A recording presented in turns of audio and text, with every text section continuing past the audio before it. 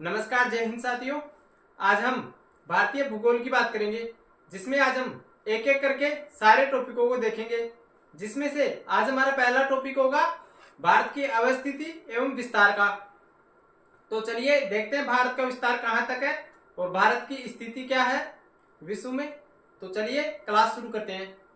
सबसे पहले आपको समझना होगा कि भारत कौन से गोलार्ध में स्थित है। तो ये हमारी पृथ्वी है। ओके, इसका इस पृथ्वी के बीचों बीच से एक मानक रेखा गुजरती है, या हम ये कह सकते हैं कि एक काल्पनिक रेखा गुजरती है, जो कि काल्पनिक रेखा है। तो इस रेखा का नाम है 0 डिग्री या 0 डिग्री अक्षांश रेखा।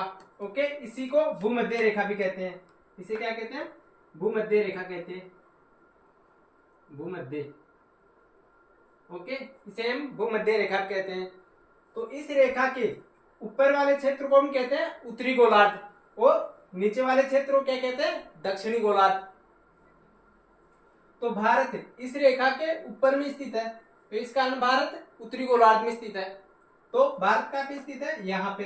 तो भारत कहाँ से आ गया? तो भारत कहाँ आया? उत्तरी गोलार्ध में। ओके, भारत उत्तरी गोलार्ध में स्थित है, यानी कि अक्षांश रेखाओं तो हमने देख लिया कि भारत उत्तरी गोलार्ध में स्थित है, लेकिन इसी को बीचों बीच से ऐसे भी काटा गया है, यानी कि देशांतर रेखाओं से भी इसे काटा गया है हमारी पृथ्वी को। तो यहां से इसके बीचों बीच से फिर से एक रेखा गुजरती है। ओके, इसे कहते हैं देशांतरीय रेखा। इसे कहते हैं देशांतरीय रेखा। देशांतरीय रेखा। तो भारत इस रेखा के किस तरफ स्थित है? पूर्व में। ओके, यानी कि अक्षांश की दृष्टि से देखें तो उत्तर में, देशांतर की दृष्टि से देखें तो पूर्व में। तो भारत कौन से गोलार्ध में स्थित है? उत्तर पूर्व गोलार्ध में। ये कौन सी स्थिति हो गई? उत्तर पूर्वी गोलार्ध में। तो ये पूछा जाए क्वेश्चन कि भारत कौन से गोलार्ध में स्थित है, आपको 4 ऑप्शन दे देगा, अलग अलग ऑप्शन देगा आपको। दक्षिणी पश्चिमी दे देगा, उत्तरी पश्चिमी दे देगा, या उत्तरी पूर्वी दे देगा, कुछ भी दे देगा आपको। तो भारत उत्तर और पूर्व गोलार्ध में स्थित है। ओके, भारत कौन से गोलार्ध में स्थित है? उत्तरी पूर्वी गोलार्ध में। तो यहाँ पे स्थित है हमारा भारत।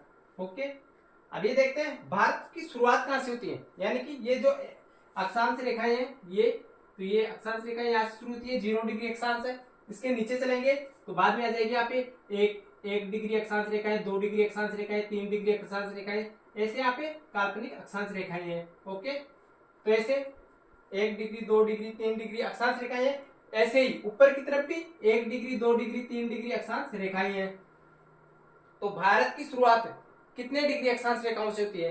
तो यहाँ पे आपको ये रेखा दिख रही है, तो इस रेखा का नाम है 8 डिग्री अक्षांश रेखा। तो भारत कहां से शुरू होता है? 8 डिग्री उत्तरी अक्षांश रेखा से भारत की स्थिति शुरुआत होती है, यानी कि भारत कौन सी डिग्री या भारत कितने डिग्री अक्षांश रेखाओं में स्थित है? तो भारत की शुरुआत होती है 8 डिग्री अक्षांश रेखाओं से। वैसे यहाँ पे अगर पॉइंटों में देखें तो 4 है, यानी कि 8 डिग्री 4 मिनट उत्तरी अक्षांश रेखा से भारत शुरू हुआ। और कहां जाके समाप्त होता है भारत का? यहां से आप देख लो, भारत का ये जम्मू कश्मीर वाला इलाका है, और ये ऐसे मैं यहाँ पे आपको समझाने के जरिए बता रहा हूँ। तो भारत की यहाँ पे जो अक्षांश रेखाएं ऐसी चल रही है, तो यहाँ पे जाके भारत की सीमाएं समाप्त हो जाती है। कहाँ पे? तो जम्मू कश्मीर के ऊपर में। तो ये कौन सी डिग्री अक्षांश रेखाएं है? तो ये 37 डिग्री ये रेखा है, 37 डिग्री 7 मिनट, 37 डिग्री 7 मिनट उत्तरी अक्षांश रेखाएं, उत्तरी अक्षांश रेखाएं।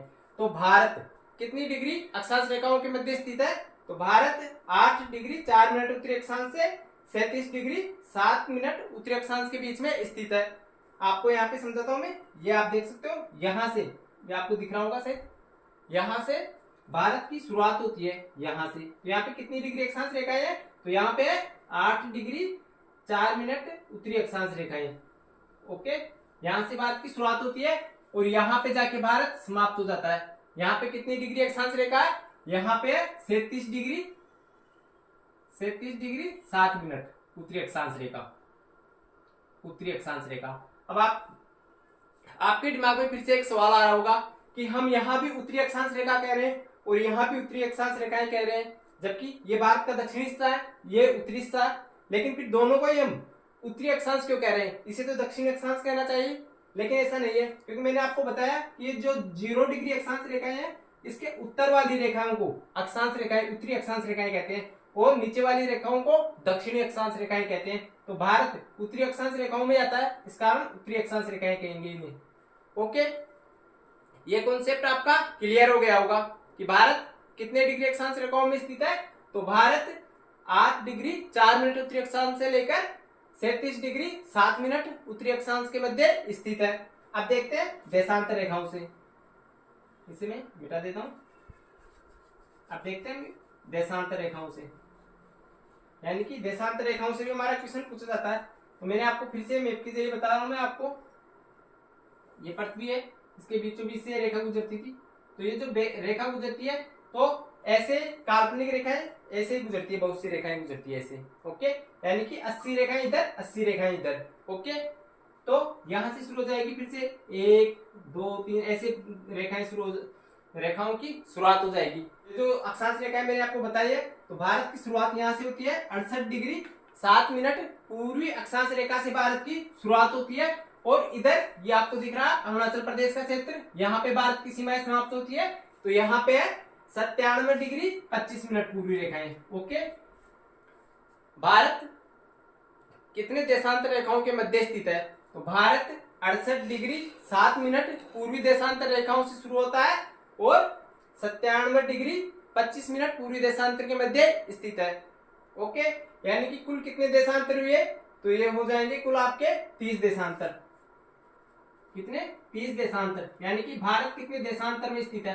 ये क्वेश्चन भी पूछा जाता है काफी बार कि भारत कितने देशांतर में स्थित है, क्योंकि आजकल जो क्वेश्चन पूछता है वो डीपली में से पूछता है। तो भारत कितनी रेखाओं के मध्य स्थित है, तो भारत 30 रेखाओं में स्थित है। अगर मध्य पूछे तो यहां से आपको याद रखना है कि 68 डिग्री 7 मिनट पूर्वी देशांतर से भारत की शुरुआत होती है और 97 डिग्री 25 मिनट पूर्वी देशांतर पर समाप्त हो जाता है।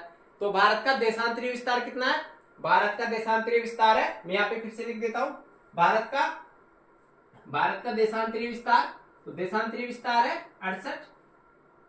भारत का देशांतरीय विस्तार कितना है, तो भारत का देशांतरीय विस्तार है 68 डिग्री 7 मिनट से लेकर 97 डिग्री 25 मिनट। ओके, ये भारत का देशांतरीय विस्तार है। ओके,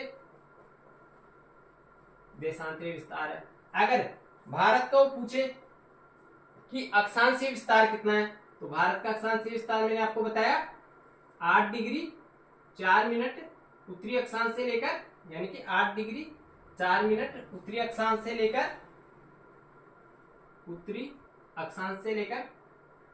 यहाँ पे मैं शॉर्ट में लिख देता हूं, 8 डिग्री 4 मिनट उत्तरी अक्षांश से लेकर 37 डिग्री 7 मिनट उत्तरी अक्षांश, 7 मिनट उत्तरी अक्षांश के मध्य स्थित है। ये भारत का अक्षांशीय विस्तार है। ओके, देशांतरीय विस्तार पूछे तो भारत का देशांतरीय विस्तार 68 से 97 अक्षांशीय विस्तार पूछे 84 से 37। ओके, याद रह जाएगा आपको, बिल्कुल आसान है, याद रह जाएगा आपको। अब देखते हैं भारत की सीमाएं, कि भारत की सीमाएं किन किन देशों से लगती है। ये क्वेश्चन भी काफी बार पूछा गया है कि भारत की सीमाएं किन किन देशों से लगती है। तो भारत की सीमाएं आपको पता है किन किन देशों से लगती है, तो लगभग सभी को पता होगा, लेकिन फिर भी जो बच्चे नए हैं, जो 12th के बाद कंपटीशन की तैयारी कर रहे हैं, उनको नहीं पता होगा, तो उन्हें बताता हूं मैं। भारत की सीमा किन किन देशों से लगती है, तो पाकिस्तान से लगती है। आप ये देख सकते हो, यहां से लेके गुजरात से लेके जम्मू कश्मीर वाला एरिया पाकिस्तान से सीमा बनाता है भारत का। ओके, तो पाकिस्तान से लगती है। यहाँ पे अफगानिस्तान से लगती है, जो पीओके है हमारा, यहाँ पे लगती है अफगानिस्तान से, लेकिन ये पीओके में आता है। इस कारण अगर अफगानिस्तान ऑप्शन में हो तो आपको क्लिक करना है, अगर नहीं हो तो इसमें नहीं दे रखा है, क्योंकि ये जो एरिया है ये पीओके के अंदर आता है। ये तो यहाँ पे भारत की वर्तमान में सीमा नहीं लगती है, लेकिन पहले लगती थी। ये हिस्सा वर्तमान में पाकिस्तान के अंडर में आता है, लेकिन भारत इसे अपना बताता है। इस कारण अगर भारत का इसे अपना बताता है तो इस कारण यहाँ पे सीमा लगती है। ओके, तो यहाँ पे नहीं वाली भी स्थिति आ जाती है कभी कभी। अगर भारत इसे अपना मानता है तो लगती है। अगर मान लो मैं एग्जाम में ऐसा दे कि भारत की सीमा किस देश से नहीं लगती है और इसमें यह भी ऑप्शन हो, तो आपको लगाना है राइट, क्योंकि इससे भी लगती है। लेकिन अगर कभी ये ऑप्शन नहीं रहे और ये पूछे कि भारत की सीमा किन किन देशों से लगती है, तो पाकिस्तान, अफगानिस्तान और इधर आ जाएगा चीन का एरिया। ये आप देख सकते हो यहां से लगती है चीन से और यहां तक, तो ये चीन का एरिया आ गया। यहाँ पे नेपाल है, ओके, भूटान है, ये आपको दिख रहा होगा छोटा सा देश, ये भूटान है, ये बांग्लादेश है और इधर म्यांमार आ जाएगा, ओके, ये म्यांमार। तो इन देशों से भारत की सीमाएं लगती है, यानी कि कितने देश हो गए, लगभग 7 देश हो गए, 1 2 3 4 5 6 7 देश हो गए, ओके। तो इन 7 देशों से भारत की सीमाएं लगती है। अब क्वेश्चन ये बनता है कि भारत की स्थलीय सीमा की लंबाई कितनी है, यानी कि स्थलीय सीमा समझते हो कि किसे कहते हैं, तो स्थलीय सीमा कहते हैं यहाँ से जो भूमि है मुख्य, तो भारत की स्थलीय सीमा की लंबाई यानी कि भूमि की जो भूभाग है, यानी कि स्थलीय जो जमीन है उसकी सीमा की लंबाई। यहाँ पे जलीय सीमा की लंबाई नहीं पूछ रहा, थलीय सीमा की लंबाई, ओके। तो भारत की थल की सीमा की लंबाई है यहाँ से गुजरात से शुरू होती है और इधर जाकर यहाँ पे अरुणाचल प्रदेश तक की। तो इस जो स्थलीय सीमा है इसकी लंबाई कितनी है, तो यहाँ पे बता देता हूँ मैं आपको। भारत की स्थलीय सीमा की लंबाई है 15,200 किलोमीटर, ये भारत की स्थलीय सीमा की लंबाई है, ओके। क्या है ये, स्थलीय सीमा की लंबाई, स्थलीय सीमा, ओके। स्थलीय सीमा की लंबाई कितनी है, 15,200 किलोमीटर, ओके। यह है भारत की स्थलीय सीमा की लंबाई। अगर भारत की जलीय सीमा की लंबाई पूछे, जलीय सीमा की लंबाई या तटीय सीमा की लंबाई, जलीय या तटीय सीमा की, क्योंकि तटवर्ती क्षेत्र है, तो भारत की तटीय सीमा की लंबाई कितनी है, 7516 किलोमीटर, 7516 किलोमीटर, ओके। ये भारत की जलीय सीमा की लंबाई है। लेकिन इसमें भी एक क्वेश्चन कंफ्यूज करने वाला बनता है।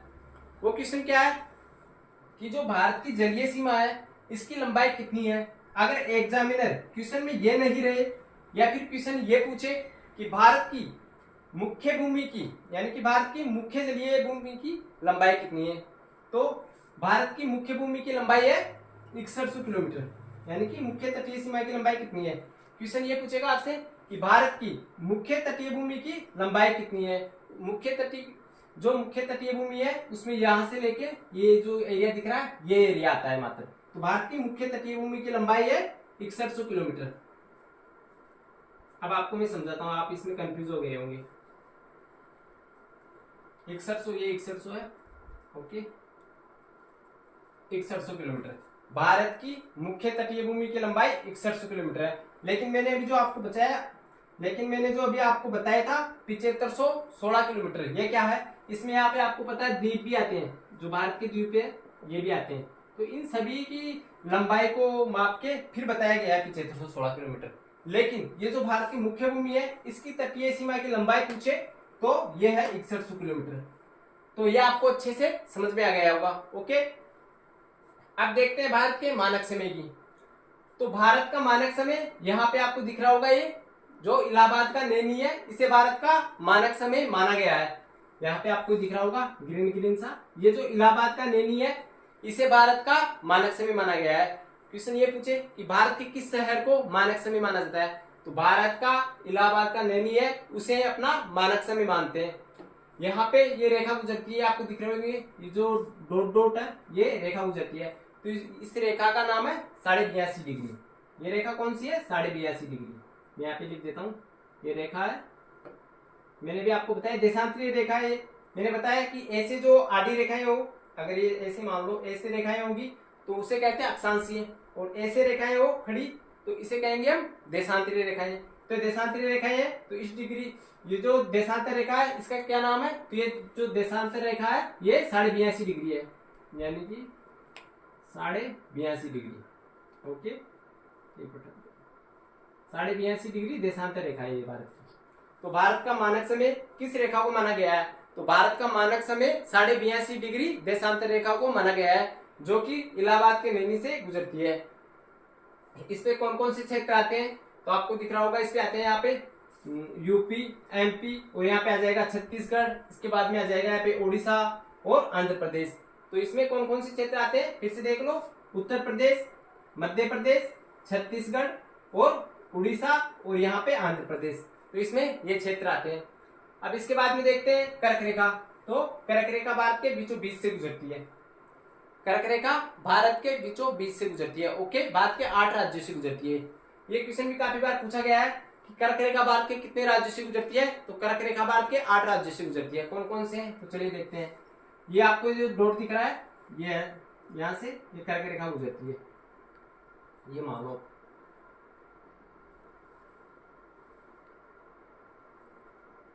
ओके, ये भारत के बीचों बीच से कर्क रेखा गुजरती है। ओके, कौन कौन से राज्यों से होकर गुजरती है, गुजरात, राजस्थान, यहाँ पे आ जाएगा मध्य प्रदेश, और मध्य प्रदेश के बाद में इधर आएगा यूपी, ऊपर रह जाएगा, यूपी नहीं आएगा। मध्य प्रदेश के बाद में छत्तीसगढ़, झारखंड, और इधर आएंगे आगे, तो ये इधर पश्चिम बंगाल और त्रिपुरा, मिजोरम। कितने राज्य हो गए, फिर से देख लो, गुजरात, राजस्थान, मध्य प्रदेश, इधर आएंगे आगे तो छत्तीसगढ़, झारखंड और पश्चिम बंगाल, और यहाँ पे आ जाएगा त्रिपुरा और मिजोरम। ये 8 राज्य हैं, इनसे भारत में कर्क रेखा गुजरती है। और यहाँ पे आपको एक डॉट दिख रहा होगा, ये झारखंड का रांची शहर है। क्वेश्चन ये पूछा जाता है कि किस राज्य की राजधानी जो कर्क रेखा है इसके बीचों बीच स्थित है, तो वह है झारखंड की रांची। झारखंड की राजधानी रांची कर्क रेखा के मध्य स्थित है। ओके, इसके अलावा जो मध्य प्रदेश का भोपाल है, ये भी कर्क रेखा पर स्थित है, लेकिन कर्क रेखा से थोड़ा बहुत नीचे आता है, इस कारण ये मेन नहीं माना जाता। मेन ये है जो झारखंड की रांची है, ये कर्क रेखा के बीचों बीच स्थित है। ओके, ये भी आपको अच्छे से समझ में आ गया होगा। ओके, तो ये था जो कर्क रेखा है इससे संबंधित क्वेश्चन, क्योंकि इससे संबंधित क्वेश्चन भी काफी बार पूछे जाते हैं कि भारत का कौन सा शहर है जो कर्क रेखा के बीचों बीच स्थित है, तो झारखंड का रांची। ओके, अब इन सब के अलावा भी और क्वेश्चन बनते हैं जो इंडिया ज्योग्राफी है। मैंने आपको बताया था शुरुआत में कि कभी कभी तो देशों के नाम ही पूछ लेता है मोटा मोटा उठा के, कि कौन से देश से भारत की सीमा नहीं लगती है और कौन से देश से लगती है।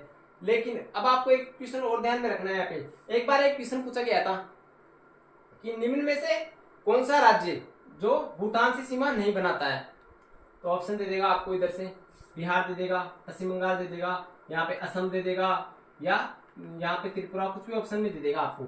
लेकिन उसमें दिमाग लगाने बात ये थी, क्योंकि बहुत से स्टूडेंटों ने उस टाइम पे क्वेश्चन गलत किया था, क्योंकि जो यहाँ पे पश्चिम बंगाल है, लोगों ने सोचा, जो स्टूडेंट है उन्होंने सोचा कि पश्चिम बंगाल यहाँ पे पड़ता है, तो यहाँ पे भूटान से सीमा क्यों बनाएगा। लेकिन आप मैप को ठीक से देखोगे तो जो पश्चिम बंगाल है इसकी सीमा यहाँ से शुरू होकर यहाँ पे भूटान तक जाती है, यानी कि आपको दिख रहा होगा यहाँ पे भूटान से भी पश्चिम बंगाल सीमा बनाता है। तो पश्चिम बंगाल 3 देशों के साथ सीमा बनाता है।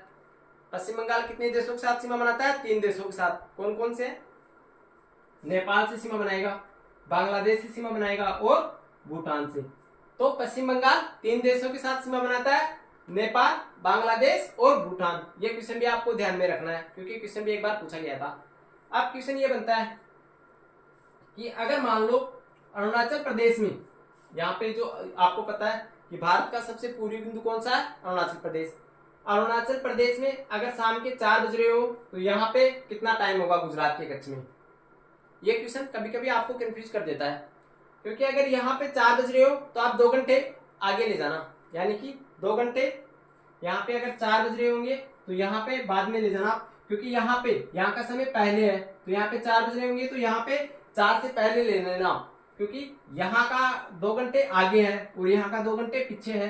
तो यहाँ पे अगर 2 बज रहे होंगे तो यहाँ पे 3 और 4, यहाँ पे 4 बज रहे होंगे। ओके, अगर जो भारत में गुजरात का कच्छ है, यहाँ पर ये आप मान लो दोपहर के 2 बज रहे हैं तो यहाँ पे शाम के 4 बज जाएंगे, क्योंकि यहाँ का समय आगे है। यहाँ से आपको मैंने बताया था कि सूर्य किधर से उगेगा, सूर्य उगेगा इधर से, सूर्योदय किधर से होता है, इधर से। तो पूर्व से सूर्य आ रहा है और ये स्थान पहले है, तो यहाँ से यहाँ पे कितनी डिग्री अक्षांश रेखाएं हैं, मैंने आपको बताया था कि यहाँ पे 68 डिग्री 7 मिनट पूर्वी देशांतर रेखा से लेके 97 डिग्री 25 मिनट पूर्वी देशांतर के मध्य कितने देशांतर है, 30 देशांतर। तो सूर्य एक देशांतर को पार करने में 4 मिनट का समय लगता है, यानी कि एक देशांतर को अगर वो पार करेगा तो कितने मिनट का समय लगेगा, 4 मिनट का। तो आप देख लो 30 देशांतर को पार करने में कितने मिनट का समय लगाएगा, 120 मिनट का समय। तो 120 मिनट में हो जाएंगे 2 घंटे। तो यहाँ पे वो 2 घंटे बाद में आकर पूछेगा। ओके, इसी तरह जो भारत का मानक समय है, वह लंदन में स्थित ग्रीनविच से कितना घंटे आगे है या कितने घंटे आगे है। तो ये क्वेश्चन काफी बार पूछा गया है। जो भारत का मानक समय है वह लंदन में स्थित ग्रीनविच से 5.5 घंटे आगे है। ओके, कितने घंटे आगे है? 5.5 घंटे आगे है वो, 5.5 घंटे आगे है ग्रीनविच से। ओके, ये क्वेश्चन भी आपको ध्यान में रखना है, ये क्वेश्चन काफी बार पूछा गया है। 5.5 घंटे आगे लंदन में स्थित ग्रीनविच से भारत का मानक समय। अगर मान लो वहां पर लंदन के ग्रीनविच में, लंदन में मान लो आप लंदन में अगर दोपहर के 1 बज रहे हैं तो यहाँ पे भारत में शाम के 5:30 बज जाएंगे, क्योंकि भारत का समय उनसे 5.5 घंटे आगे है। क्योंकि लंदन में स्थित ग्रीनविच इधर पड़ता है, आपको पता है, तो भारत उनसे पहले है। तो भारत में पूर्व की तरफ, पृथ्वी किधर की तरफ घूमती है? तो पृथ्वी पूर्व की तरफ घूमती है। ओके, तो इस कारण भारत का मानक समय 5.5 घंटे आगे है। तो ये भारत की ज्योग्राफी के सामान्य जो क्वेश्चन पूछे जाते हैं वो सामान्य प्रश्न है। इसके अलावा जो नेक्स्ट टॉपिक हमारा, उसमें मैं आपको बताऊंगा ज्योग्राफी के आगे वाला टॉपिक, यानी कि तो ये हमारा भारतीय भूगोल से जो सामान्य भारतीय स्थिति और विस्तार से जो सामान्य क्वेश्चन पूछे जाते हैं वह क्वेश्चन थे। अब मिलते हैं नेक्स्ट वीडियो में नेक्स्ट टॉपिक के साथ। अभी तक आपने इस वीडियो को लाइक एंड सब्सक्राइब नहीं किया है तो इस वीडियो को लाइक एंड सब्सक्राइब कर लो, ताकि समय समय पर आपके पास नोटिफिकेशन आता रहे और हम आपके लिए ऐसे ही क्लासें लेकर आते रहें। ठीक है, धन्यवाद।